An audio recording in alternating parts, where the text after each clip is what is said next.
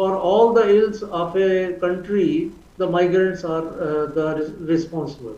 So that is something that is dangerous for the unity and the humanity also, because you see in US has been a nation of immigrants. All the major corporations, they are owned by or they were founded by immigrant families, and most of the patents, they are being filed by immigrants. So you cannot say that all the whatever economic problems are there, they are because of immigrants. Rather, immigrants are supporting the economies everywhere, and they only face all the bad remarks, toxic debates about them, but still they contribute to the country they have chosen to be in.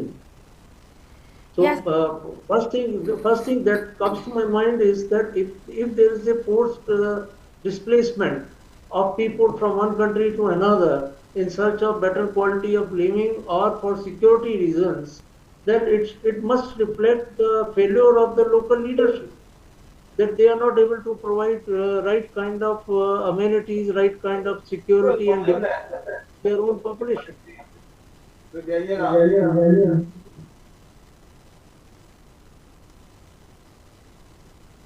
Yes, I'm listening. We're listening to you, Professor Jagdish. Yeah.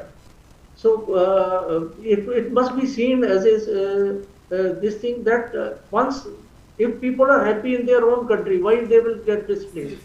If there are no conflicts happening within communities, within the nation, or the wars are not there, so any war or conflict, that also reflects failure of diplomacy. So let the leadership should own it, that they are not able to have such quality of life of decent living for their own population, and that's why there is displacement. Thank you. Thank you so much. I've just been informed that Steve Gill, a political commentator and an advisor to former administrations of Bush and Clinton. You're welcome to Global Insight at this time, Steve Gill. And we are discussing migration issue coming at a time when we're looking at the migrant crisis, which have been caused as a result of the turbulence in the global world. Let's take for particular example the crisis in the Middle East, the crisis between, or the war between Ukraine and the Russian Federation and elsewhere around the world. And today we are looking at how stakeholders are on the table signing a ceasefire to be able to bring about some calmness between Israel and Palestine. But then we still see at the same time the major political shifts which are very hard on migrants, given that countries, the United Kingdom, many countries in the European Union are deriving very hard migration policies. What are the ramifications on this on global cooperation, Steve, especially in line with economic integration? First of all, Clarisse, thank you again for having me.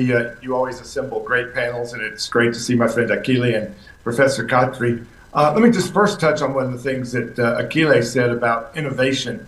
One of the things that we see around the world is that freedom leads to innovation, and the countries that have the most freedom allow the most freedom of thought that allows for innovation. You can't think outside the box and come up with new things if you're so tightly boxed in politically, economically, intellectually. And I think that as we look around the world, how do we create more freedom in some of these countries that will allow for innovation, that will allow for creativity? Because if that is suppressed, you're not going to have either the creativity of new goods.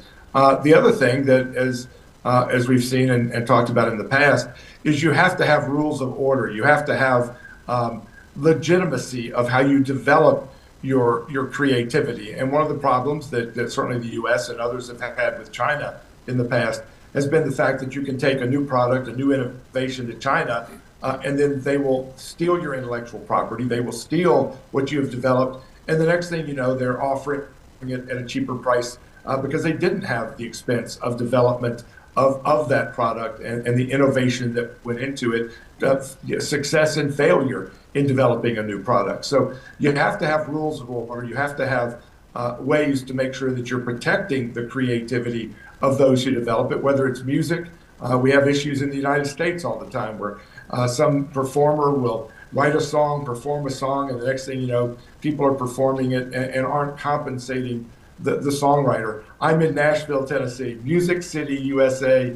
We generate great music, and our songwriters are a strong part of our community.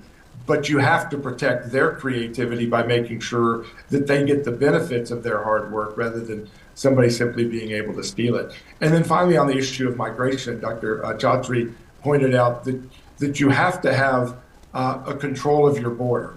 And I think it's always important to make the distinction between legal migration and illegal migration. You cannot simply have people violate the laws, violate the rules. You don't have any order, it becomes chaos. And then you get the resentment that we're seeing in the UK, in all the other Western countries, where the AFD in Germany, where in the UK others are rising in political power because of the resentment of those that come illegally and then get benefits in many cases greater than the legal, legitimate citizens. So I think it's important to make sure we draw that distinction between legal migration and illegal migration constantly whenever we have these discussions. Clarisse, if I break into your house to steal your stuff, to hold your family hostage so I can take your stuff, that's different than if you invite me to dinner and I'm there as a guest, I'm there as a welcomed participant in the evening. And I think we have to keep drawing that distinction. By the same token, we have to make sure that we don't allow the resentment towards those who illegally migrate to create a rift in places like England or in the US or anywhere else, where how you look defines how we treat you. I mean, there are third, fourth generation Indians and African Americans and others who are in England, and they should not be treated in a racist way simply because a lot of those who are coming in illegally, quote, look like them. Looks should not determine how we treat people. Books should. The regulations and the laws. And I think that what London and England and other countries have lost is the ability to distinguish between legal and illegal migration. And that's making the whole debate much more difficult. I will stay with you, Steve, to understanding better, because when we look at the root cause of migration, we begin to ask why the, I don't know if we should put it, the complexities surrounding the words legal and illegal migration. Let's take the situation in the Middle East, which I just highlighted earlier on.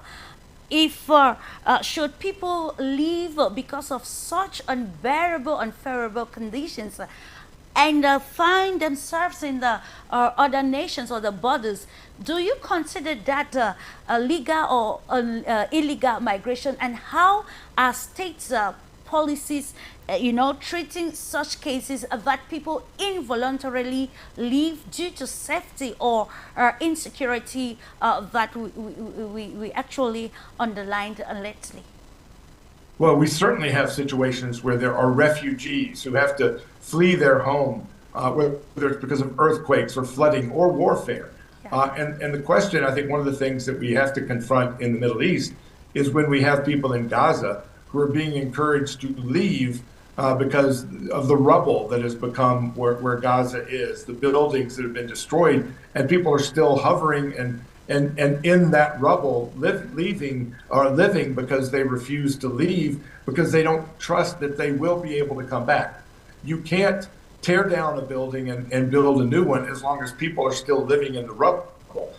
So you have to move them, but is there an assurance that they will believe that they can come back? I think that's the biggest barrier to peace in the Middle East, certainly between Israel and Gaza.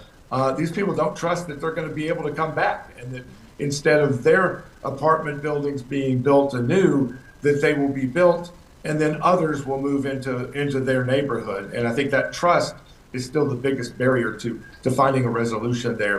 But yeah, if somebody is forced out of their home, their homeland, because of the ravages, again, of natural disasters or warfare, that's different than people pursuing an economic advantage by breaking the rules to go into someone else's country when there are processes and means to do so. And let's not overlook that in many cases, countries are encouraging their people to leave and illegally migrate because it's like a safety valve that releases the pressure. Many of the hardest working, smartest, best people are leaving their countries and migrating to others where there is more opportunity because they are the best and the brightest. And they're bringing their talents to other countries where if they stayed where they were and were given the opportunity to follow the blueprint of success that other countries provide, that would put more pressure on governments to allow for those rules. For example, the areas of northern Mexico are no different than Arizona, Southern California, Texas, and New Mexico. They have oil resources. They have the same kind of geography.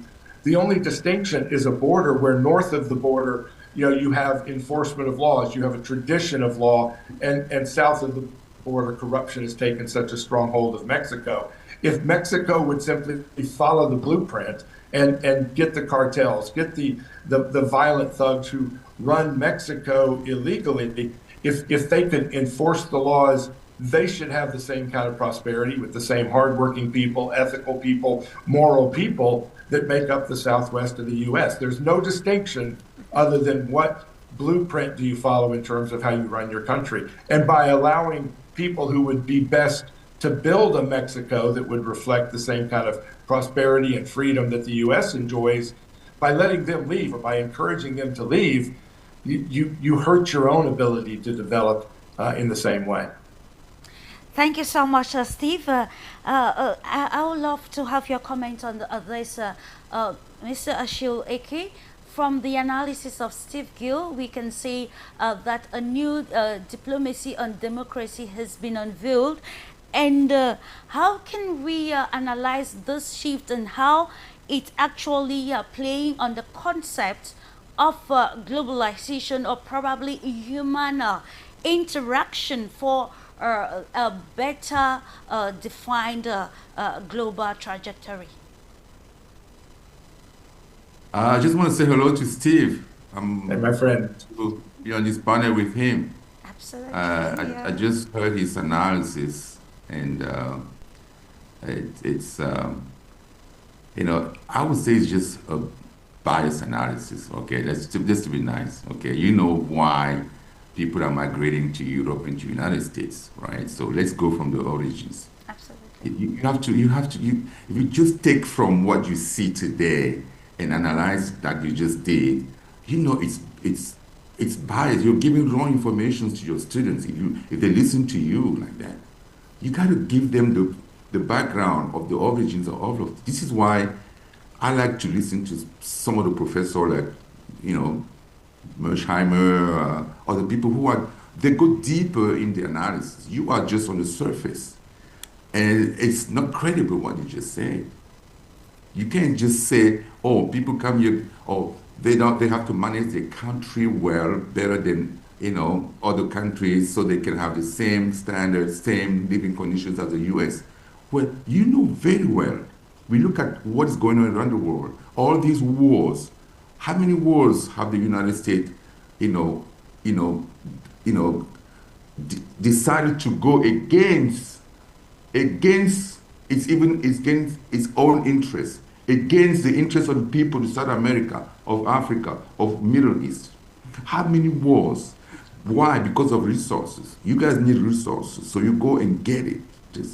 I like President Trump. Trump is blunt. I like the way he's, we went to Iraq, we didn't even steal their oil. We have to at least steal their oil. They left the oil over there. He was blaming Bush for that.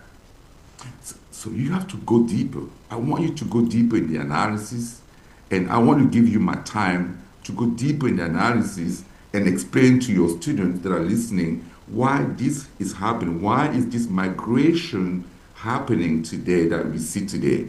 And then, come, to a different conclusion. Because what you just said is it's a political, it's like a political hack person talking to people to convince them that, they are just coming here to get our stuff, our resources. And that is feeding into the narrative that migrants are bad people. They're leaving their places, whether it's legitimate migration or illegitimate migration, whatever word we use, there is a reason people want to leave their place. So I want the opportunity through Clarisse to analyze this even deeper, because this is just the surface that you just did. Absolutely, and that is why I brought the question to you to continue probably to substantiate or expatiate with some facts. If we should buy the idea that people migrate because of some sort of, untold tactics, like what was underlined by one of the experts, like probably, I don't know if we should use the term, stealing, innovative ideas that will try to, position a country economically at the global level. Are we using the future of vulnerable people to play a political game, Achille Eki? Is that what is as far as these new shifts in migration policies are concerned? Listen, I don't want to speculate. I want GILL, he's a bright professor, and I'm going to come to your campus. I'm going to come to your classroom. I already promised you that, because I was in Africa. It's about us educating the but I want him to out there. The analysis. I will come back to Steve Gill subsequently, Mr. Achille Eki. Let me get your viewpoint, and subsequently we'll be coming my with viewpoint. Steve. My viewpoint is that everything that is happening today has taken its root long ago in colonization, slavery, all that stuff. And it keeps happening because corruption doesn't happen by itself.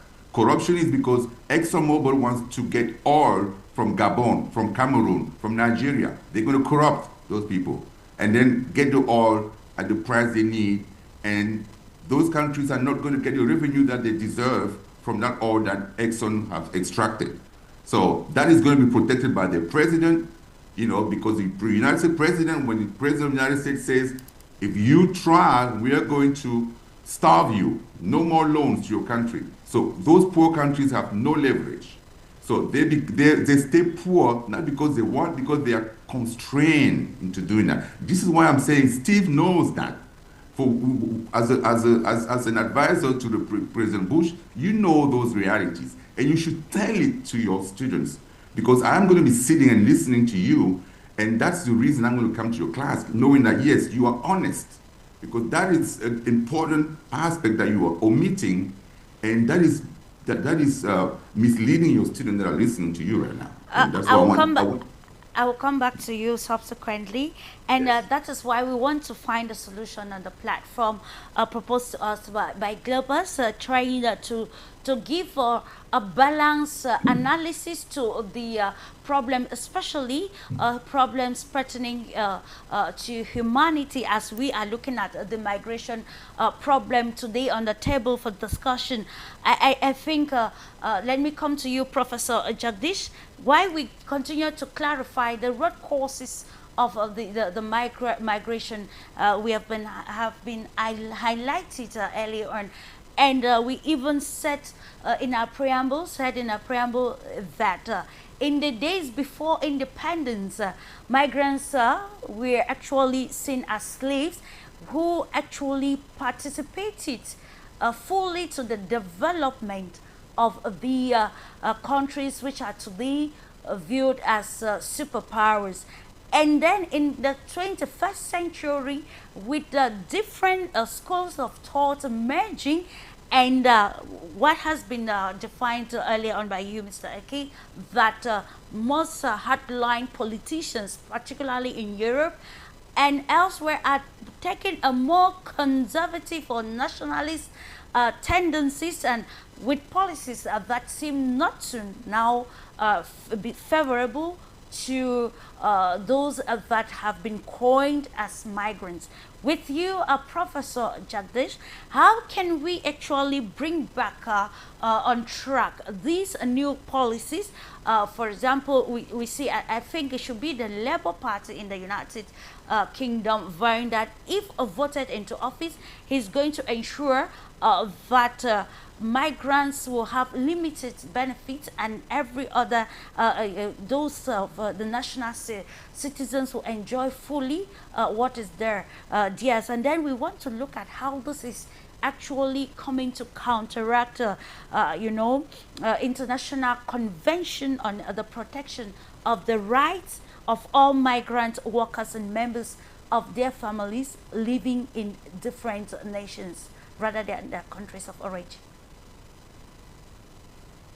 Well, as I mentioned earlier, there has been rise in far-right parties and fascist tendencies, and resulting into things like America first, or South Africa first, or even now, yesterday I was listening to a politician, new political party coming up in Japan. He says Japan first. So where are we leading to?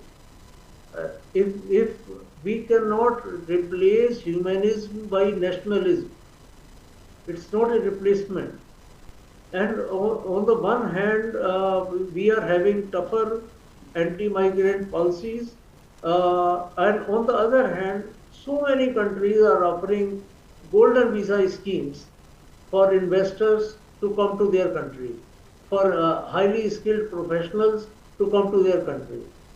So it is a realization that every country needs investments and every country needs more skilled people. You see, we all know that India has the largest diaspora in the world. Over 18 million Indians are settled abroad, and they are all contributing to the success of their respective countries. So many mega corporations are headed by Indian people. NASA has so many Indian scientists also. So migrants, people, they are contributing. This is a fact, and every country realizes it. But only thing is that I think anti-migration sentiment is boosted more for the, as Steve Will said, for the illegal, or we can say undocumented entrants to a country. But we cannot term them all illegal entrants into a country as criminals.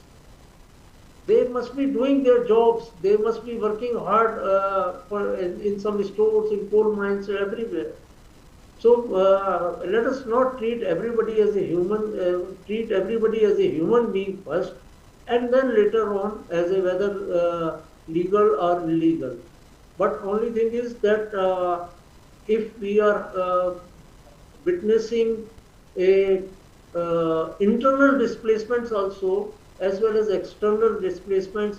Just we have witnessed perhaps one of the worst cases in Israel and Gaza conflict, that we have ruined Gaza. We have killed more than 65,000 innocent people over there, more children and women also. And still now we are celebrating that ceasefire. So where are the humanitarian concerns? On one way, we are trying to give them humanitarian aid, and another time we are giving billions of dollars worth of armaments to Israel. So I mean, it needs to be a recheck on these policies, that whether we are right. We should not claim to be humanitarian if we are engaged in arms deals only as the source of our economy rising. So we have to see it from that point of view. Let us not treat all migrants as children of lesser God. Thank you. And thank you so much, Professor Jagdish. And let's come back to you, Steve. Patterning what you said, which actually brings us to looking at the era of the Industrial Revolution and the contribution of migrants in building. Today, the Trump administration has brought a policy of make U.S. America great again. And then with your analysis of the fact that it is imperative to tighten the policies, especially against what you have called illegal migration. Let's now revisit the role played by migrants in the development at every level, especially in the informal sector of the United States of America. If today the US is a superpower, we cannot talk without highlighting the role played by migrants who were back then referred to as slaves. How can we actually bring back the compensation today? I think it ties down to the 2025 mantra of the African Union, which of the year of reparation. It boils down still to this. Is there any justification for the harshness in the immigration policies in the 21st century?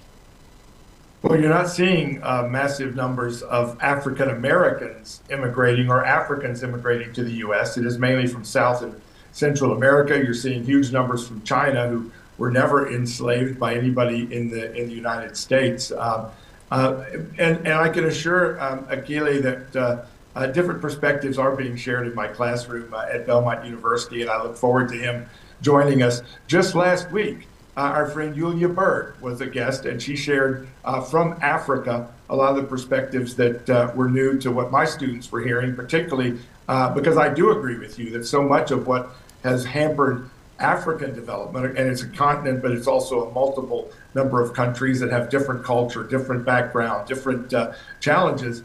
But she pointed out that West Africa, most of the colonizers built train tracks to move resources from the mines to the port. Whereas East Africa, you had more infrastructure development where the train tracks, traversed the whole country, creating an infrastructure for development that West Africa was denied. So I am making sure that we're having different perspectives shared about the historical background.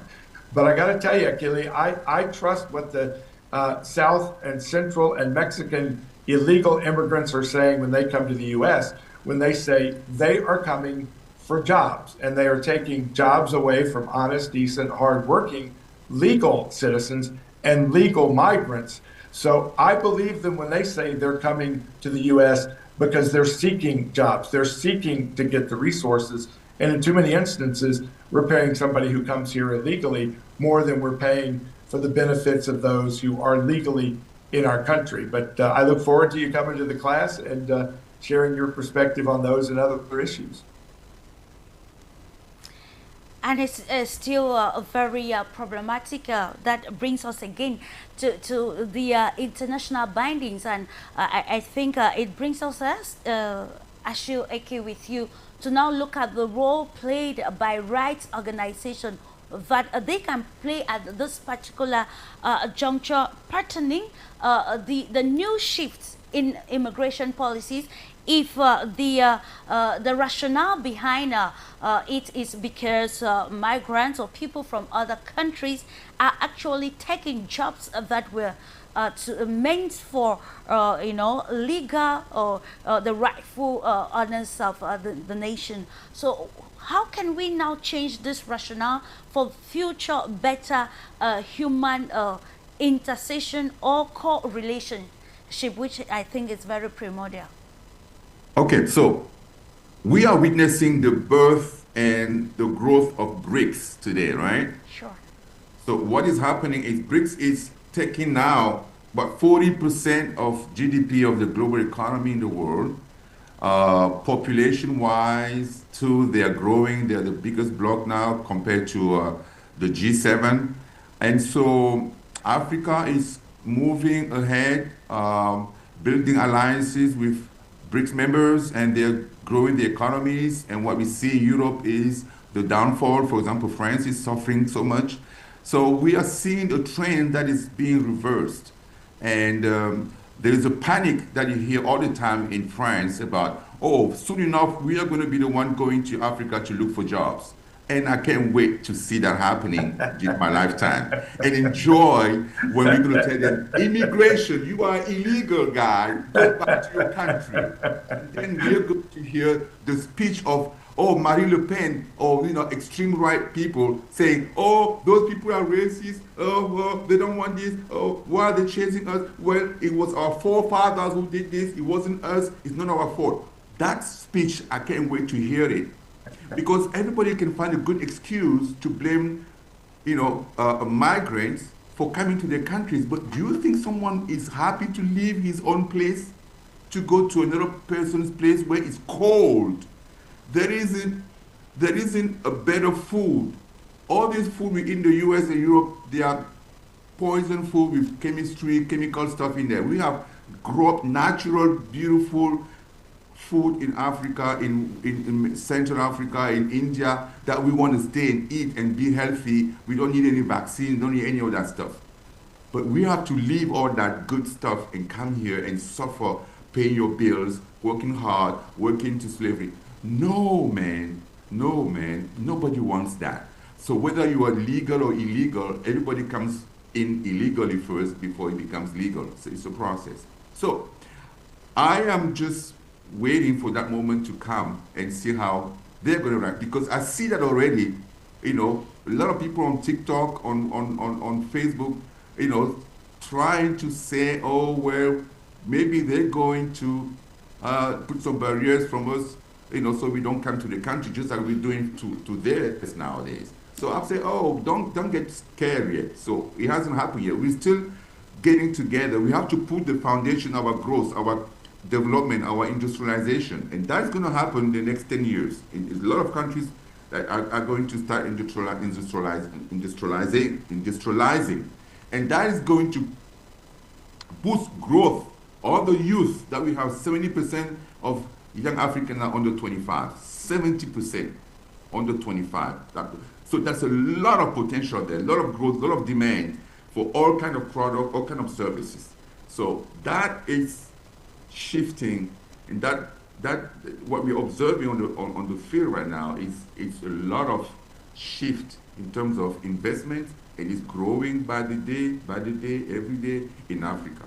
So that is the reason why I'm saying we have to be honest when we analyze situations. Don't just give half of the story. Tell the whole story from the historical standpoint to where we are today. Now you can decide at that point that, okay, there is distinction between illegal and legal, and we don't want illegal because of X, Y, and Z, but we prefer this. But just blatantly saying to people that are listening to you, they're coming here to take our jobs, that is ridiculous. Absolutely. Nobody wants to come and take your job. What jobs is it that is taken from you? There are a lot of jobs that Americans don't want to do because they're low-paying jobs. And we cited many of those already here. Agriculture, healthcare, nobody wants to be, few people want to be nurse. There are so many jobs. Nurse jobs pay so much today. There is no one who wants to work.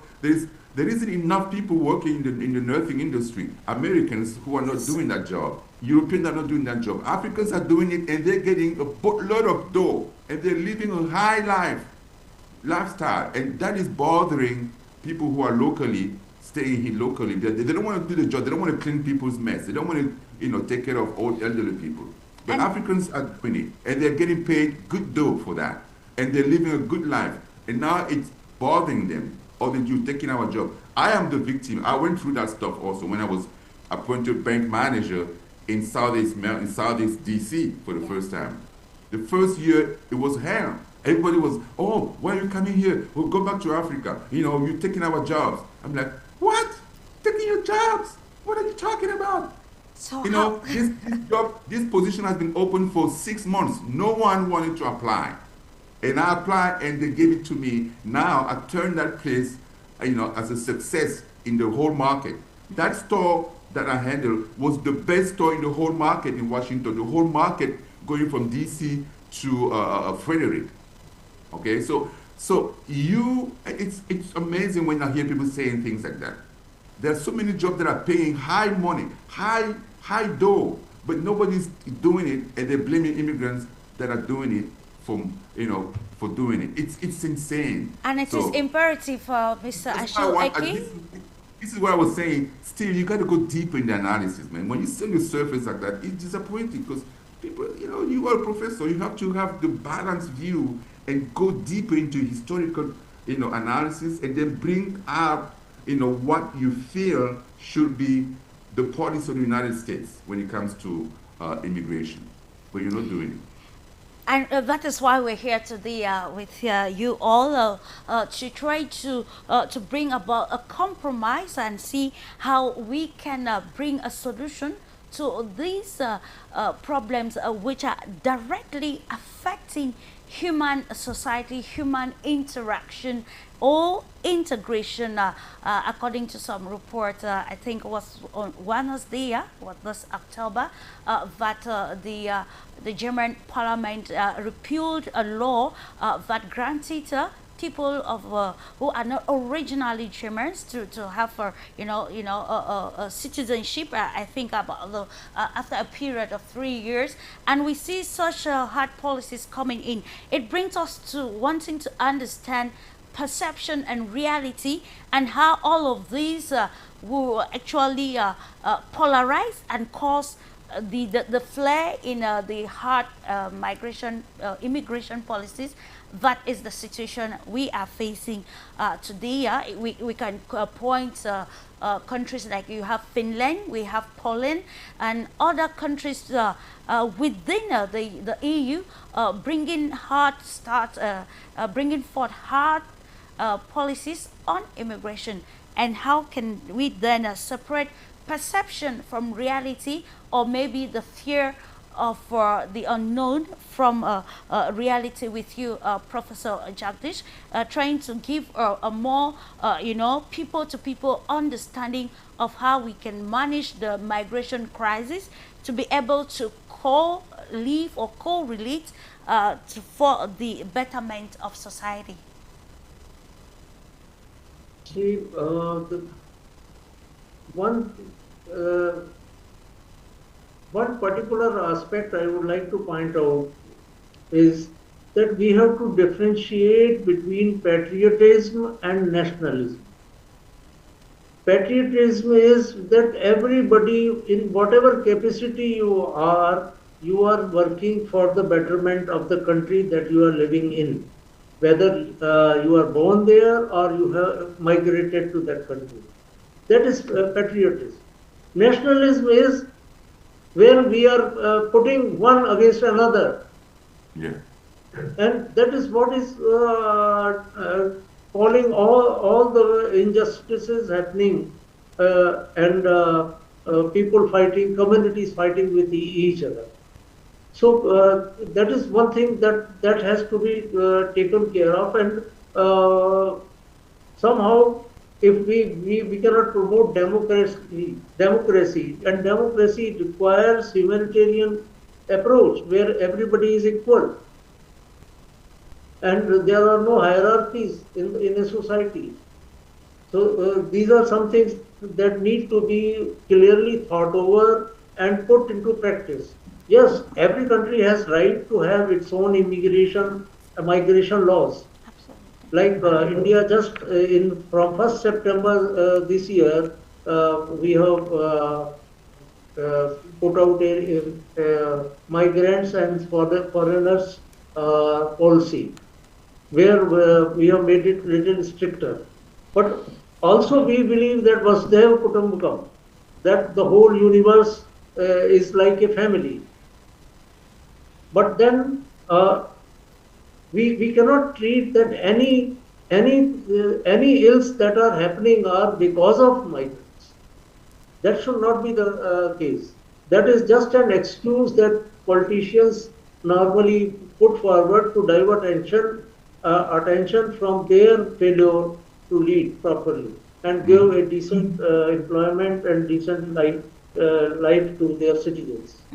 So these are some things that have to be taken care of in a broader perspective rather than a narrow-minded isolationist approach of any country. I think which is very imperative.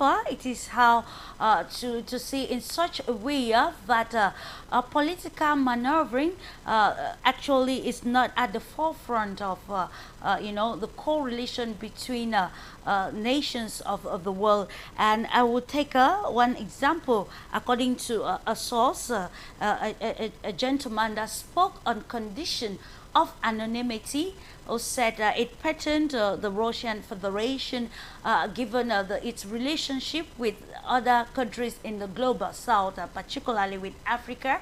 And this organization was, it's just a case study that we want to present before we again give more clarity patterning the migrant crisis.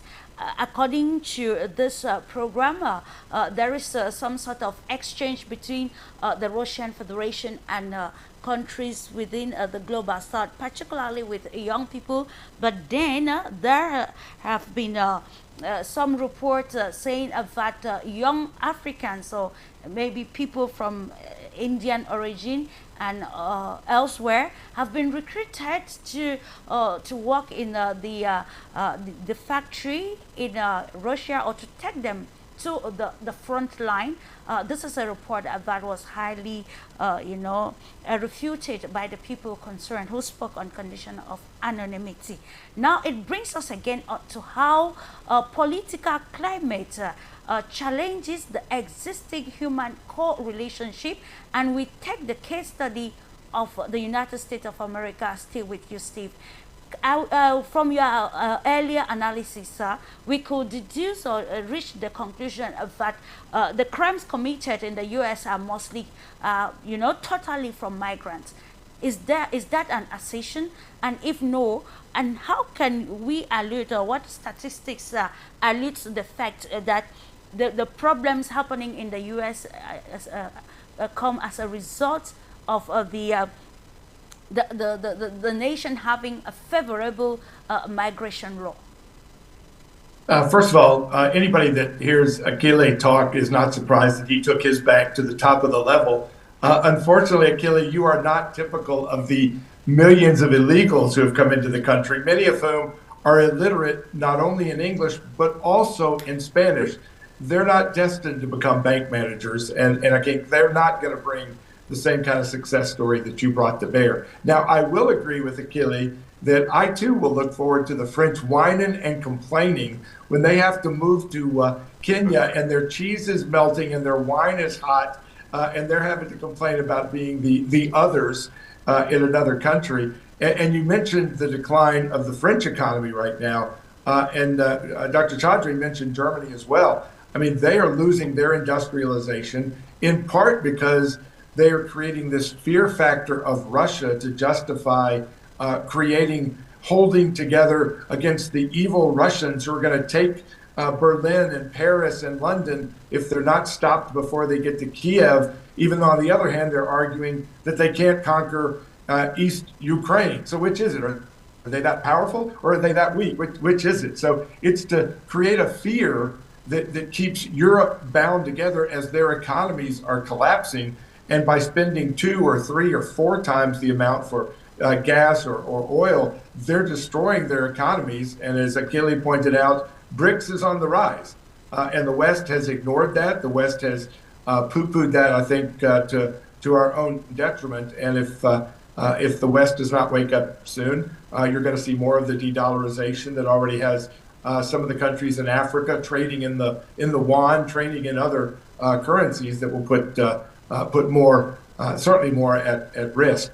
Now, to Clarisse, to your question, I think that one of the things that we have to recognize is that as Dr. Chaudhry mentioned, nationalization is not always a bad thing, depending on how you are imposing it. I have absolutely no problem with somebody leading Kenya or Uganda or Congo or Rwanda to make Kenya great again, to make Rwanda great again. That's what leaders should be doing.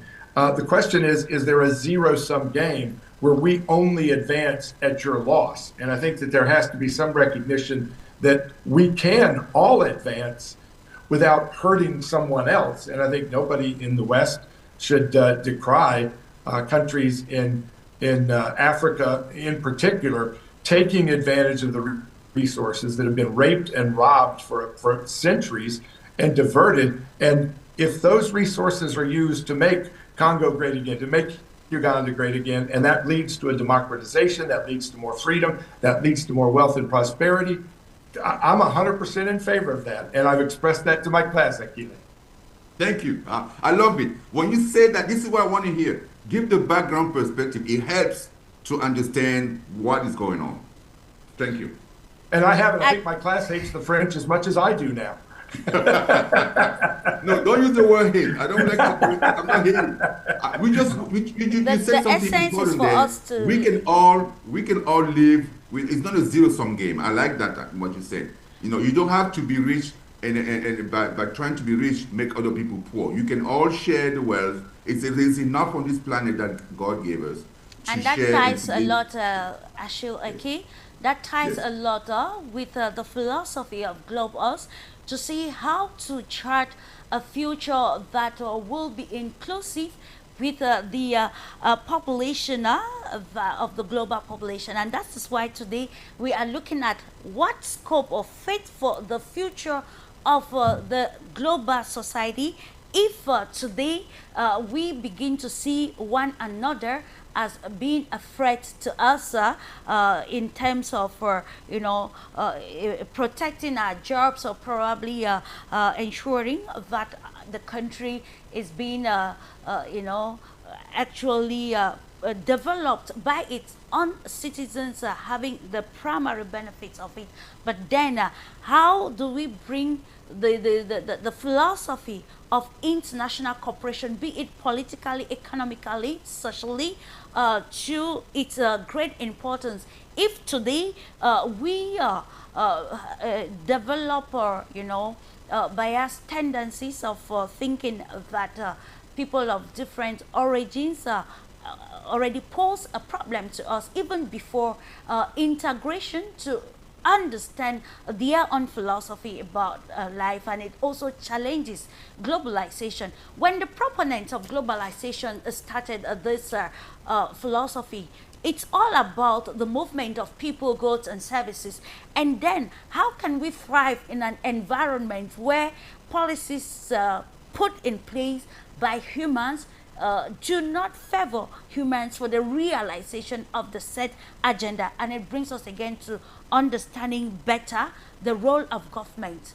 Let us take this challenge. Please, let me just interject, because I'm going to have to leave in just a moment. But you are exactly right. And I think panels like this, conversations like this, with my friend Achille, with my friend Professor KHATRI, people get along pretty well. We may have disagreements. Achille and I may disagree on the details. Professor KHATRI and I may disagree on a few things. But conversation leads to resolution and cooperation. And governments don't get along very well. They're not suited to get along. People all over the world get along pretty well when they get to know each other, when they actually talk and listen. And I think, again, I appreciate what Globus does with panels like this and Clarisse bringing people together with sometimes different viewpoints. But as we talk, we find we also share commonality of views and how to get to the same solution, and even if we disagree on the pathway. Achille may think, oh, we want to drive down this interstate to get there. I want to drive down this one because I think there's going to be less traffic.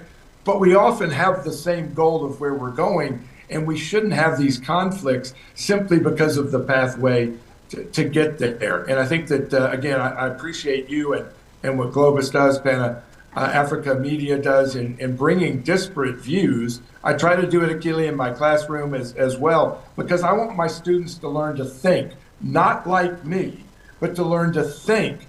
And I think that we're hopefully accomplishing that. But again, I think having conversations, people do find, if we get together over a meal in many cases, that works out. Governments really stink at it. And that's why we've got to get past governments to get to people. And again, I'm going to have to dash, but I appreciate you, my friends. And Achille, I'll have you in class soon via Zoom or otherwise. And Dr. KHATRI, I want you to join us and give us some perspective of India as well. I'm teaching, by the way, international business at Belmont University and have 18 students who are having so much fun, in part, Achille, because they're hearing from voices all over the world, where it's Julia Berg, Angie Wong, who worked in China, Inda Brady, who works in Turkey. They're getting to hear voices in a classroom in the U.S.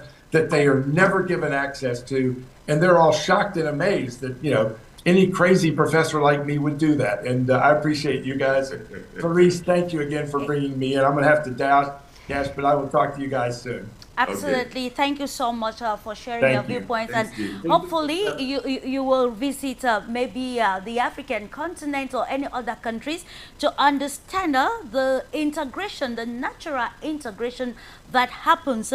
And I think this platform continues to bring us constructive analysis to see how we can bring a different narratives to the traditional narratives, which are largely, you know, antagonistic in nature. And this brings us to a particular example which I was coming forth to it with you, Mr. Achille Eke. Now the challenge goes to governments, particularly in Africa. You know, Botswana, according to a report, Botswana has launched a citizenship by investment program. And I think this boils down to understanding how the country has given importance to this, you know, human to human collaboration or correlation to ensure that there is growth and development in the country. So how can we analyze this pertaining to our country, a topic for discussion, I beg your pardon, and how this will help to educate, you know, global politicians who feel like to be able to gain a burden of command, it is imperative to ensure in a nationalistic tendencies that will kill the respect for humans. No, I think it's people who think like that, they are on the wrong path, because now we see that the world cannot, people can't live by themselves. You cannot be happy by yourself. You cannot, you know, have all your needs met by living in autarky, in living by yourself. So many countries in Africa, and I'm glad to see that, are changing, or they understand better, and I think this is a lesson they're teaching to the Western countries. You know, they are removing all these visa barriers that used to be an impediment for trade, for travel, for tourism. And we see countries like Kenya, countries like Ghana, Burkina Faso, Benin. I mean, so many different countries nowadays that are offering opportunities, because government hasn't many governments understand more and more today that, you know, those barriers, they're not helpful. You know, the more people come to your country, they bring ideas, they bring resources, they bring money, they bring all kind of businesses that, you know, generates revenue for the country, and then helps the country grow in terms of GDP. So these are all important, policy decisions that those countries are taking that are really having a positive effect. And, I think it's wrong-headed for a president, you know, whether you are a nationalist or whatever, you know, to try to close your doors to foreigners, to other people from coming to your countries. I mean, you're the one losing. When we look at tariffs that Trump has been putting on many countries, now he put a 50% tariff on India. Mr. Dr. JAGDISH, what is that? Trying to force India not to buy Russian oil, because the Russian oil satisfies the needs of India's industry, development, and things like that. But he wants to stop that. So those are not acceptable nowadays. And people are getting fed up with all these wrong-headed decisions by some government leaders. And so it's important that we all understand that, you know, we have enough. And this is one thing that Steve said earlier. There's enough. It's not a zero-sum game. There's enough on this planet to feed all the 7 billion people and even more on this planet. We don't have to kill people or to, you know, or steal from other people to be able to get our needs met. No, we can share, we can talk, discuss, and then trade, you know, and then remove all these barriers from, you know, from people traveling. Because if you're not happy living in Europe, you can decide, I'm going to go live in Kenya. And you get to Kenya, you see that, okay, life is easier there. There are a lot of crops, natural crops, everything is going well, and you're happy, you stay there. And then one day you're tired, you want to go to US, you're going to go to US.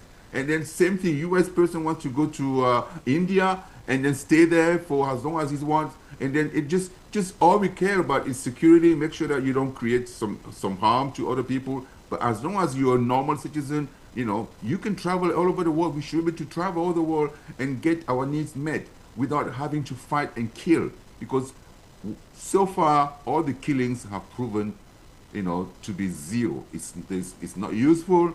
All these people that were killed in Iraq, in Vietnam, in India, in all different parts of the world, it's resulted in what? Nothing. Because, you know, we could have achieved where we are today just by talking to each other, by having diplomatic conversation, by respecting other people's, you know, cultures and values, systems and things like that. We could have achieved the same thing, it may be even better. But by killing other people, why do you need to kill somebody to have something? No, you can just ask him, hey, you know, how do you get this? And then show me how to get that myself. And then he shows you how to get it, and then you do it, you get it, and then you're happy. You don't have to kill him to take what he has. There's no point. The same thing if you feel you live in an area where it's too cold and you want to go in an area where it's warm.